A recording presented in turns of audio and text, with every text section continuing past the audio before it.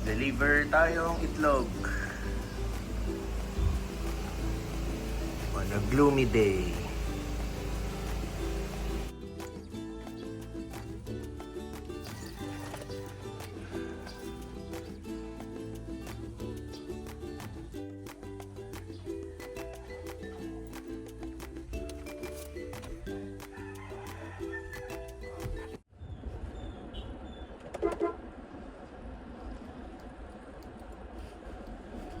Okay, nakasalubong ko si Tins. Pauwi na siya. Meron kasi siyang hinahabol na makeup client. So, kailangan niya ng mag-ayos, no? So, hindi ko na siya naantay sa bahay kasi tayo may mga sarili rin tayong gagawin. Like yung, magdi-deliver na tayo ng itlog. At the same time, maghahatid tayo ng gamit ni Pixar sa bahay ni Utol. So, back to routine na rin talaga ako. And then si Pixar, yun nga, may mga baseball training na. And maging si Utol, galing kasi silang bakasyon sa US no. So I think nakapag-adjust na rin sila sa jet lag. Mabilis naman kasi sila mag-adjust no. Sanay na silang bumibiyahe.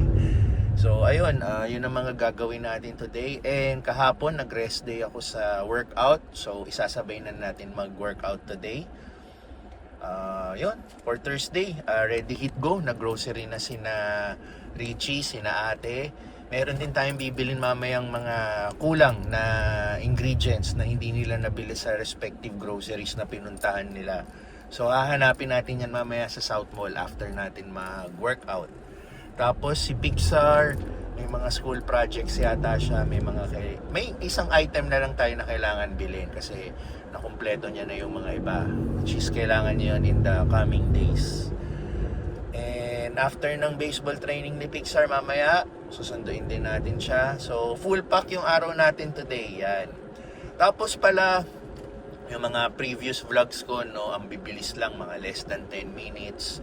Well, wala rin naman tayo masyadong nako-content lately since bumalik tayo galing Singapore. So, pinapakita ko lang naman yung mga nagiging highlights of ng araw natin or yung mga naging past 2 days natin. Katulad nito, more on highlights lang naman tayo ng mga mangyayari today unless magkakaroon na naman tayo ng mga panibagong adventure.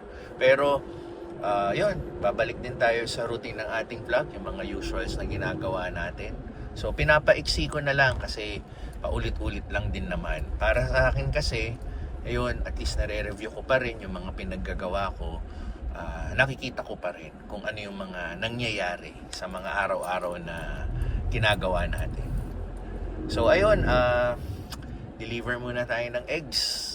And then, punta na tayo sa bahay ni Utol para ihatid yung mga gamit ni Pixar.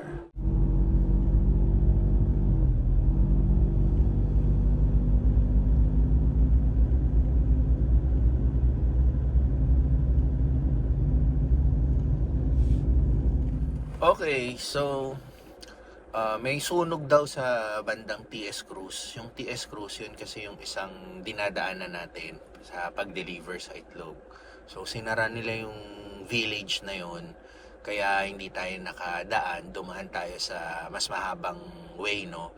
So ang ginawa ko, imbis na dumaan ako ng highway, nag-reverse course na lang ako, dumaan ako sa River Drive, which yun, mahaba pa rin yung naging biyahe ko pero mas mabilis compare kung mag-highway tayo. So ang nangyari, yung nag-river drive ako, mas malapit na ako ngayon sa bahay ni Utol. Hello. Ay. Yes, kuya. Morning po. Morning. Ano pangalan naman lang, sir? Tan. Anong address nga kayo, sir? Kay Pasensya na po, sir. Sir, may bagong sticker na po tayo, sir. Baka gusto niyo... okay lang, sabihan kasi sa tatay ko to. Kapatid kong kumukuha sa tatay ko. Ngayon ko lang ginamit. Oo. Sorry nga ulit, sir. Sir Tan. Pasensya na rin. Salamat.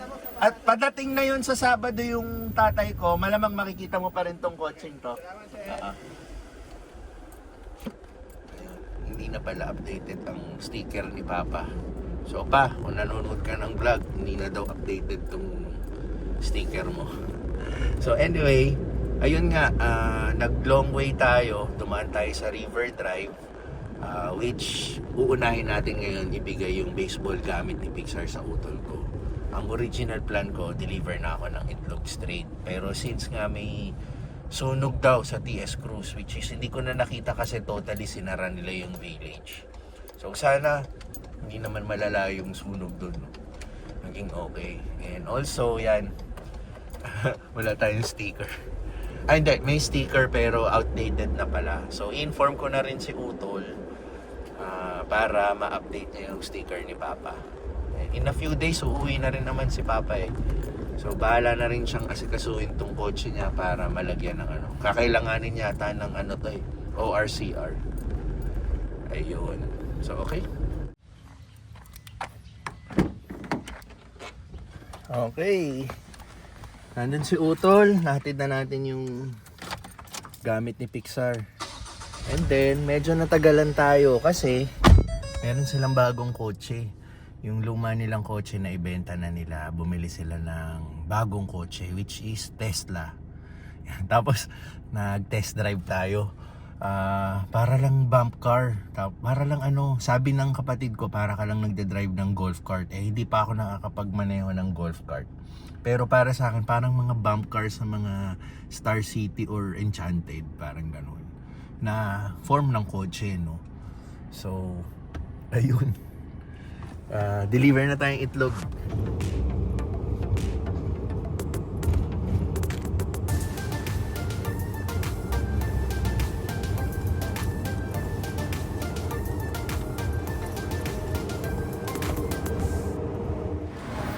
Okay.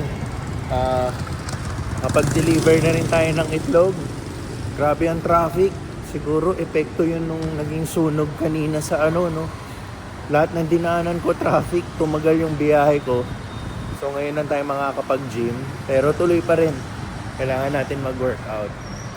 And after nito, tatapusin natin yung mga kailangan sa Ready Hit Go. And may mga projects si Pixar na materials na kailangan natin bilhin. So mag-workout muna tayo.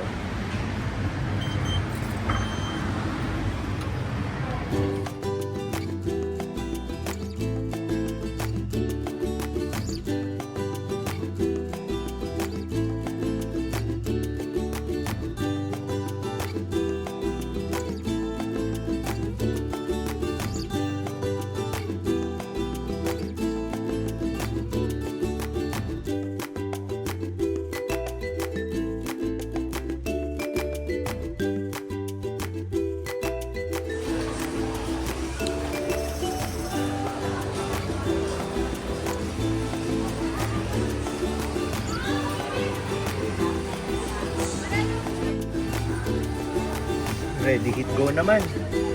Yun naman ang ating asikasuhin.